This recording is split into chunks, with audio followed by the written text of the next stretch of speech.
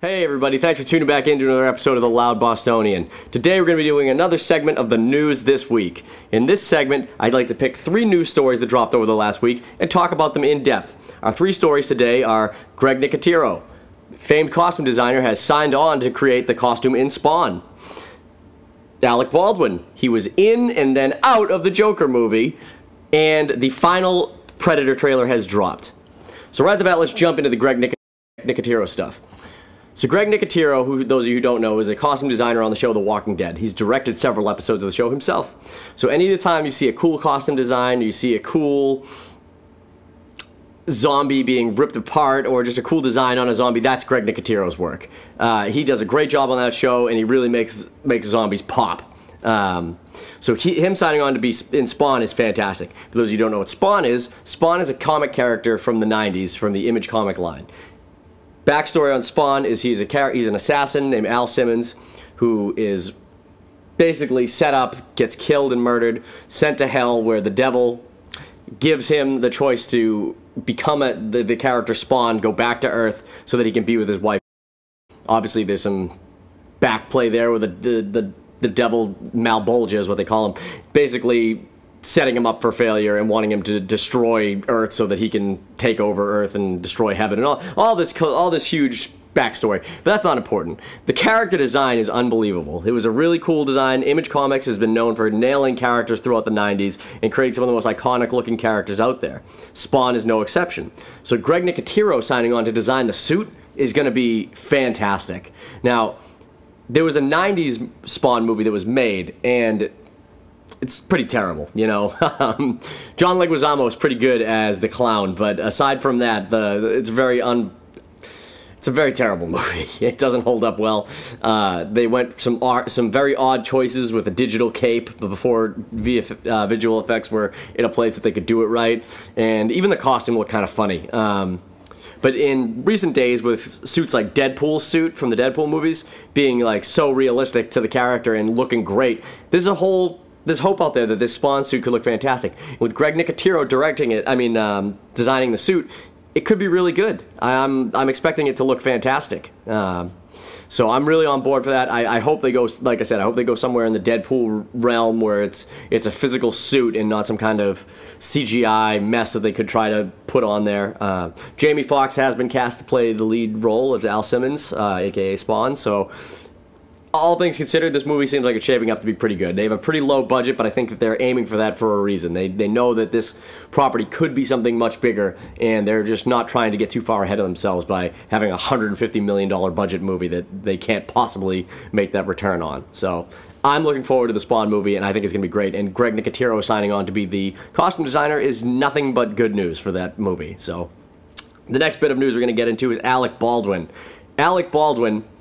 News dropped last week that Alec Baldwin was signed to play in the new Joker movie. Now, there's been tons of casting in this movie. They've said Robert De Niro has been cast, Joaquin Phoenix is cast to play the Joker, several other castings have dropped, but Alec Baldwin was cast to play Thomas Wayne, which anybody who's seen any Batman movie knows who Thomas Wayne is. He's Bruce Wayne's father, shot and killed so many times over that it's ridiculous, but in this iteration, Thomas Wayne would be a character through the whole movie. So, Alec Baldwin was brought on to play a Donald Trump-esque, cocky businessman type, which is, honestly, from the first time I heard this news and this was the way they were going with it, I was kind of not on board with this at all, because anybody who's seen any iteration of Batman knows that Thomas Wayne is a good person. It's literally him being such a good person is what drives Bruce to go to the extremes he goes to become Batman, because he had such a wrong committed in his life, and Thomas Wayne is always such a good person that didn't deserve what happened to him and protecting his family, and obviously ultimately succumbs to trying to protect them and getting shot and killed. So when I heard that they were going for this Donald Trump-esque, like, cocky jerk businessman, I was not on board with that, the way that they were pushing it.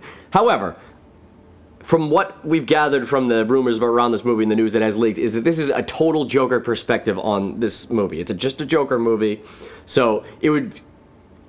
makes sense that from his perspective, someone like Thomas Wayne would come off that way. Thomas Wayne would be this jerk of a guy who has it all, and just somebody that the Joker. I could see that from the Joker's perspective, Thomas Wayne not being this good guy that everybody else knows he is. So in that regards, it makes sense. But Alec Baldwin was rumored to be cast as this role, and then literally within a day of that rumor going out, he came out and said he is not cast in that role. So this is really a news story about nothing. But the fact that it was so up and down, I thought it was worth reporting on. Yeah, so I don't know who they're going to cast as Thomas Wayne, and honestly, if they haven't cast anybody yet, they should really rethink the plot line they're going with him being the perspective of him being some kind of a douchey billionaire, because that is not the way Thomas Wayne's ever been portrayed. And hey, I'm all for filmmakers taking their own way and making their own movies, but when a character's already been designed this way for a millennia, like, why change it? So the next bit of news, and the final bit of news, is the Red Band trailer for the final Predator trailer dropped. The Predator drops in about 2 weeks, and all the trailers that have dropped have been so-so, I love the Predator franchise. The first two movies the first movie is unbelievable. I think it's one of the best action movies ever. I'll go as far as to say that I think pound for pound, it has the best action of any movie ever. And I've gotten a lot of fights with people about this, but I truly believe that the action sequences in those movies, it was so 80s, but like, man, they really they just hammer you in the face with action in that movie, and I really love it. The second movie is like a guilty pleasure. It's not as bad as some of the later sequels that have come.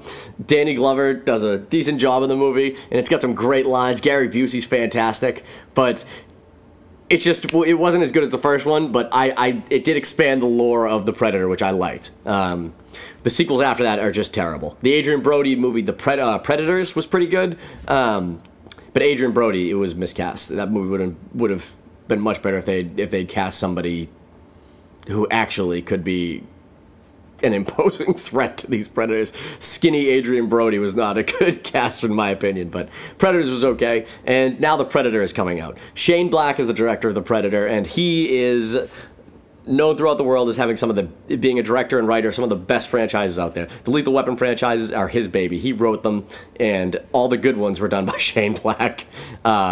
Kiss Kiss Bang Bang he wrote and directed, and that is a fantastic movie. Robert Downey Jr. It's actually one of the first movies where Robert Downey Jr. was coming back into the spotlight prior to Iron Man. And then last year, or 2 years ago, he came out with The Nice Guys with Russell Crowe and Ryan Gosling. And I loved that movie. I thought that movie was fantastic. It actually might have been one of the best movies that came out in 2017. I think it was 2017. Whatever year it came out, that was one of the best movies that came out that year, and it's really one of my favorites. So I was excited when he signed on. And Shane Black was an actor. He played Hawkins in the original Predator, so he couldn't wait to get back into playing in the sandbox that he got his start in. It's really cool to see him come on and do that. There have been some serious reshoots in this movie, so right off the bat, red flag gets raised when all these reshoots are being done, but every movie does reshoots nowadays. So I guess the initial test screenings last year didn't go so well, and people didn't like the way they were taking it, so they did some reshoots to try and refocus the movie in a way that they think the fans of the original are going to like. Now, the trailers that have dropped thus far have not been stellar. There's been some cool stuff in them. There's been some not so cool stuff in them. I'm not so sure I'm a big fan of this massive Predator that they've released in the movie. I personally love the classic style Predator, and it'd be cooler if this movie was about them tracking down, this military team tracking down a classic Predator that maybe was captured and has been released. But I haven't seen the movie, so I really have no idea what the actual plot line is, but the trailers thus far have not been that great.